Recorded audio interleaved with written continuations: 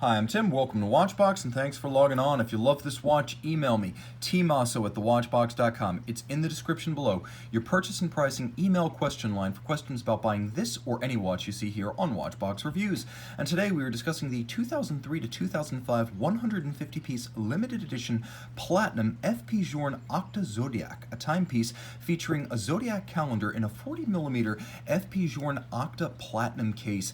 A timepiece, of course, built in 50 pieces a year over a 3 model year span, a limited series highly sought, a romantic complication in an immensely capable timepiece with the rare brass movement era FP Journe, the discontinued Zodiac complication, and of course one of the French-made Eleanor cases, so a lot of discontinued Journe action to love with this watch. 40mm in platinum, the watch wears easily on my wrist, as you can see, 16 centimeters in circumference, the watch 40 millimeters by 10.5 millimeters thick by 48 millimeters lug to lug with a 20 millimeter spacing between the lugs. So it wears well on a wrist as small as 13.5 centimeters circumference, and as you can see, with a domed profile and a thin case, it easily slides underneath any kind of a dress cuff or sleeve.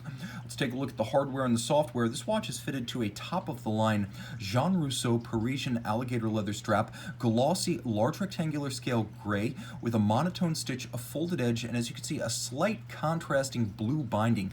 Gator on both sides. As with FP Journe factory straps, the use of small scale on the bottom makes the strap more expensive, but also extends the service life of the strap. Another contrasting stitch on the end and a matching platinum pin buckle for quick adjustments. The characteristic FP Journe case profile, domed bezel, and a little overlapping lip about the case back and the bezel to create a horizontal defined by those boundaries, with lugs that are beautifully integrated into the sweep of the case and then downturned tightly almost 90 degrees from the horizontal to wrap easily around a small wrist with a lovely concave profile and a mirrored finish. You have the FP Journe characteristic knurled crown with a double dimple face, black polished externally, and a domed bezel giving way to a zodiac calendar. And that is exactly what you see around the outside of the watch. As you can see, matching to their corresponding months, we have the signs of the zodiac and a double-digit date. And to play with the complication, you simply pull the crown out to its intermediate position and you start adjusting. As you can see, as the calendar adjusts, the double-digit date with its quick set, the zodiac, which is read against the index at 12 o'clock, adjusts itself.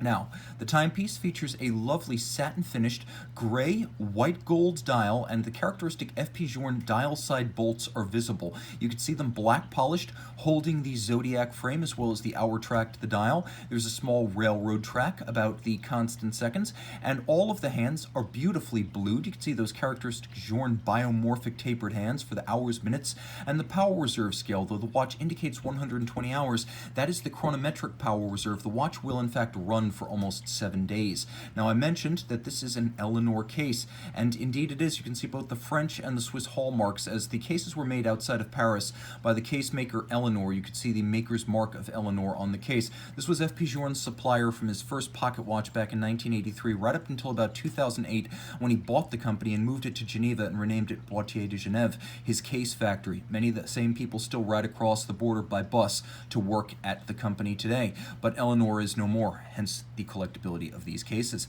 You'll also appreciate the movement is made of brass. Brass with a silver rhodium plating. These were made from 1999 to 2004, and as Journe built considerably fewer watches per year back then, these are discontinued and scarce. As a result, you've got the Eleanor case, you've got the Zodiac model, and you've got the brass movement, tripling up the collectability. Beaten away at 21,600 vibrations per hour and free sprung to better withstand bumps, disruptions, or concussions on the wrist, you have a movement that is handsomely executed with a barleycorn guilloche cut on the rotor, as well as black polish, circular coat de Genève across the bridges, black polished screws, and you'll also appreciate there is an engine turned perlage in 2 sizes below the balance, larger close to the balance, or I should say larger away from the balance, and then smaller and tighter directly underneath the balance structure.